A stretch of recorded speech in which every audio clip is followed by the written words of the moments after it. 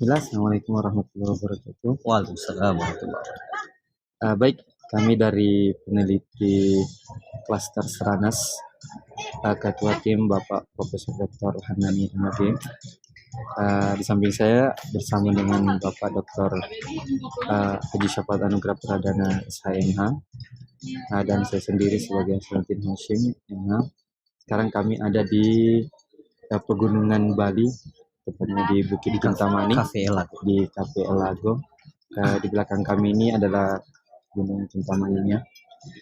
Di sini kami akan mereview tentang hasil penelitian yang kami dapatkan di Bali, atau tepatnya di Desa Bangbang, Kecamatan Bangli, Kabupaten Provinsi Bali. Langsung saja saya akan bertanya kepada Bapak narasumber kita. Sejak kapan datang di Bali, Pak? Sejak kapan? Saya kira kita sama-sama. Oh gitu ya, sama-sama datang kemarin Kamis. Ya, Kamis siang. Siang. Kita datang Kamis lah ya, Kamis siang. Dan langsung kita ke hotel, lalu berangkat ke desa. Jarak dari hotel ke Desa Bangbang itu berapa? Kalau diukur di Maps itu kurang lebih 50 kilo. 50 kilo. Perjalanan kemarin kurang lebih 2 jam. Kurang lebih 2 jam. Itu ya? Naik motor ya. Oh, jadi kalau naik mobil itu jauh lebih lama karena jalanan sempit, ya? sempit dan macet ya. Sampai di lokasi penelitian tepatnya di jam berapa, Pak? Sampai di lokasi itu jam 17.30, setengah 6. Jadi sudah bukan lagi jam kantor. Kantor. Berarti pada waktu sampai di sana sudah nggak ada lagi pegawai. Tidak ada pegawai, kantor tutup. Kantor tutup. Nah, jadi cuman caranya bertemu dengan yang akan diteliti narasumber dalam hal ini pihak desa gimana? Jadi kebetulan di samping kantor itu ada ini toko kelontong di situ. Kita tanya, lalu tiba-tiba penjual itu langsung menghubungi perangkat desa. Oh begitu ya. Dan uniknya, beruntungnya kita semua perangkat desa, mulai dari kepala desanya, sekdesnya, BPD-nya, mantan kepala desanya, kaurnya, sampai stafnya semua datang ya. Tiba-tiba datang. Wah, luar biasa sekali. Berarti mereka sangat excited dengan kedatangan para peneliti yang mau datang ke Desa Bangbang tadi. Iya, jadi mereka sangat mengapresiasi. Mereka sangat mengapresiasi kehadiran orang dari luar ya. Untuk datang ke jadi sudah banyak orang-orang kampus yang pernah datang, tetapi belum pernah ada yang meneliti tentang moderasi. Makanya dia sangat bersemangat begitu. Untuk menjamu kita dan menjawab berbagai pertanyaan-pertanyaan dan memberikan informasi. Wah, luar biasa sekali. Terkait dengan hasil penelitian yang didapatkan di sana apa saja, Pak? Mungkin poin penting. Saya kira hasil penelitiannya kita mencoba mengkaji terkait dengan bagaimana pemenuhan indikator moderasi ya. Indikator moderasi mulai dari komitmen kebangsaannya seperti apa, seperti Pancasila pokoknya hal-hal teknis ya terkait komitmen kebangsaan. Kemudian yang kedua terkait masalah toleransi. Yang ketiga anti kekerasan. Dan yang keempat itu mengenai penghargaan terhadap tradisi maupun budaya gitu. Luar biasa sekali ya. Hal yang paling signifikan yang masuk sebagai indikator, kan Desa Bangbang ini kan dikenal sebagai desa konstitusi ya. Dari 5 desa konstitusi yang dinobatkan oleh MK. Kalau di Desa Bangbang ini keistimewaannya apa? Saya kira kemarin kita sudah menguliti terkait bersama dengan pertanyaan bersama dengan Pak Sekdes itu yang tahu betul mengenai sejarahnya. Di sini apa namanya? Perbekal kalau kepala desa perbekal ya. Jadi kemarin kita coba bertanya terkait dengan pemenuhan indikator itu. Hanya satu indikator yang saya kira kita tidak menemukan jawabannya. yaitu masalah toleransinya. Nah, kenapa kita bertanya? Kenapa? Karena bagaimana caranya mau toleransi Pak antar umat beragama kalau 100% masyarakat yang ada di desa Bangbang itu, di desa konstitusi itu adalah masyarakat yang beragama Hindu. Gitu ya. Tapi kalau indikator yang lain itu semua terpenuhi. Ya. Oh, sekali. Kemarin kita juga sempat tanyakan ke kepala desanya terkait dengan pelanggaran hukum, baik itu hukum dinas ya bahasanya atau hukum nasional dan hukum adat. Menurut data yang Bapak dapatkan di sana, apakah pernah terjadi masalah-masalah hukum di sana? Saya kira itu yang menjadi pertimbangan utama dari Mahkamah Konstitusi, sehingga desa Bangbang ini dijadikan atau dinobatkan sebagai desa konstitusi karena di desa Bangbang ini, di samping dia sebagai desa administratif desa dinas ya. Nah, dia juga sebagai desa adat dan tidak pernah sekalipun terjadi yang namanya konflik atau permasalahan hukum, sehingga dia menjadi patron atau dia menjadi role model bagi wilayah atau desa-desa yang lain gitu ya. Yang ada di Provinsi Bali gitu. Sebenarnya apakah di sana hukumnya ketat, keras, atau mungkin ada faktor lain sehingga orang tidak mau melakukan perbuatan pelanggaran hukum? Saya kira ini masalah kesadaran karena kontribusi budaya lokal dan adat istiadat itu sangat mempengaruhi tingkat ketatan hukum bagi masyarakat yang ada di desa Bangbang itu. Karena kita melenceng sedikit masalah hukum pidananya. Misalnya kalau ada orang yang berkelahi begitu kan, misalnya saya memukul Bapak, kemudian Bapak berdarah, Nah, itu saya harus dihukum dan harus dipukul juga sampai berdarah seperti rajam ya. Bukan tepatan sebenarnya. Maksudnya timbal balik lah. Intinya karmanya seperti itu ya, harus ada karma. Tapi ada tambahan. Dia harus potong sapi. Oh, maksudnya setelah dia dieksekusi dia harus dia wajib untuk menyembelih sapi. Menyembelih hewan itu sapi.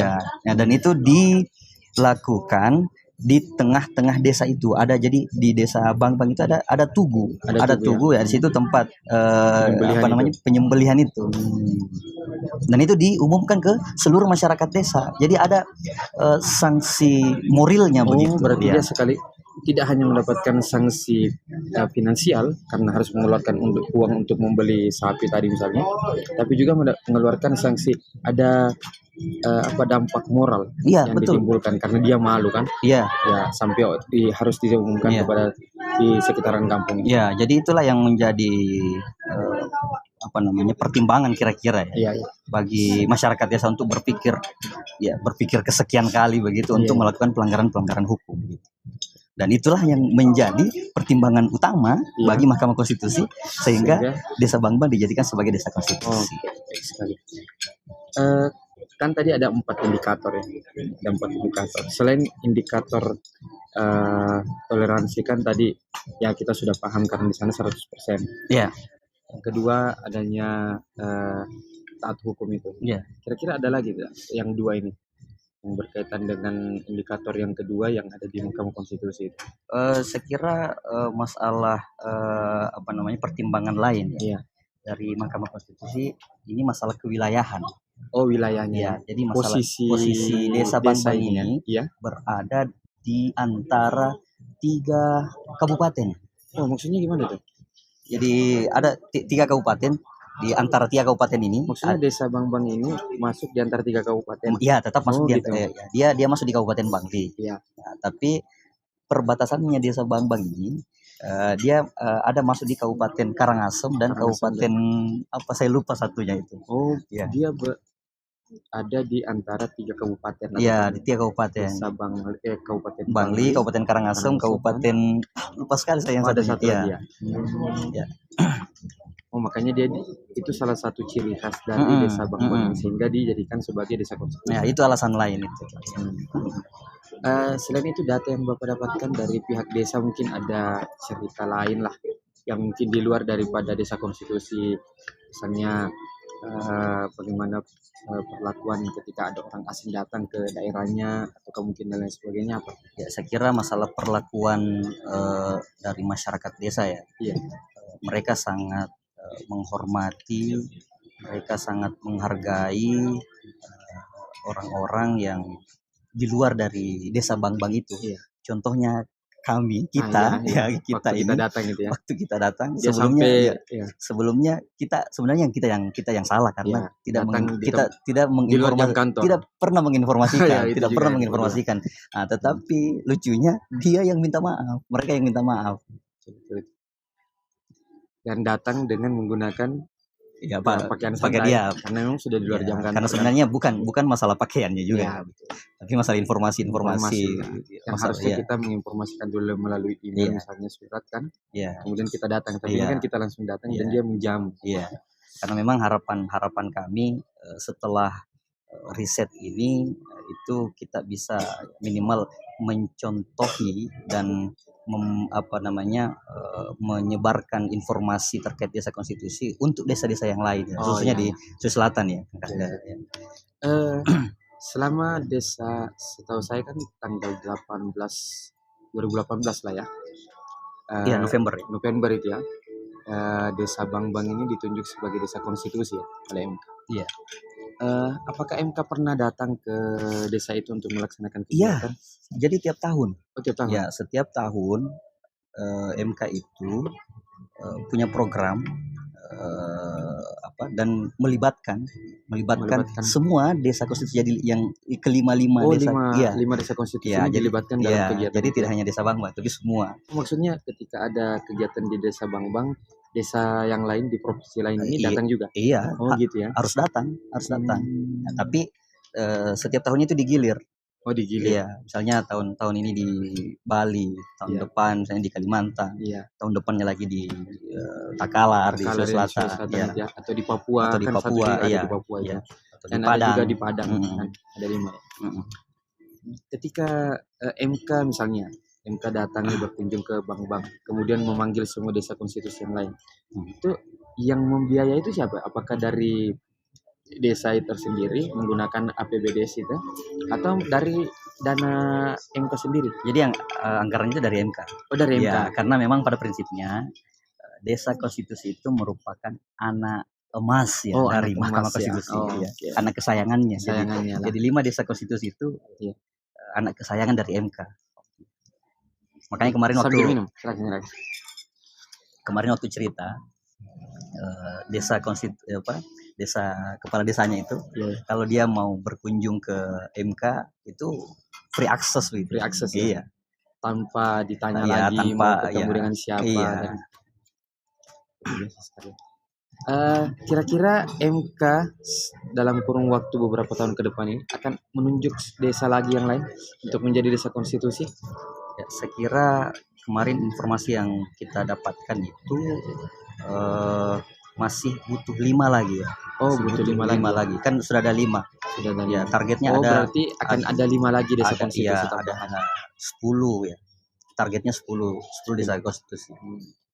Berarti output dari penelitian ini paling tidak memberikan naskah akademik lah ya. Iya. Begitu ya, kepada MK ya. Iya. Untuk ketika menunjuk lagi desa konstitusi ke depannya. Iya. Atau gimana menurut Bapak? Saya kira ini juga bagian dari rekomendasi. Rekomendasi dan gambaran bagi desa-desa yang lain di dalam kalau misalnya ini ingin mengajukan diri sebagai desa konstitusi. Oke. Baik, saya kira luar biasa pertemuan kita hari ini terkait dengan desa konstitusi, tepatnya di desa Bangbang, Kabupaten Bangli ya, Provinsi Bali. Semoga kita bisa mendapatkan ilmu pada kesempatan hari ini dan kita bisa menyebarkan tadi seperti yang disampaikan oleh Pak Dokter, kita bisa menyebarkan kepada para viewers dan penonton yang lain lah ya, tentang rupanya di desa Bangbang ini ya kulturnya walaupun mayoritas atau 100% satu agama, tapi dia tetap menerima ya kultur yang lain datang ke daerahnya dia. Mungkin cukup sekian. Baik, kami akhiri. Assalamualaikum warahmatullahi wabarakatuh. Assalamualaikum.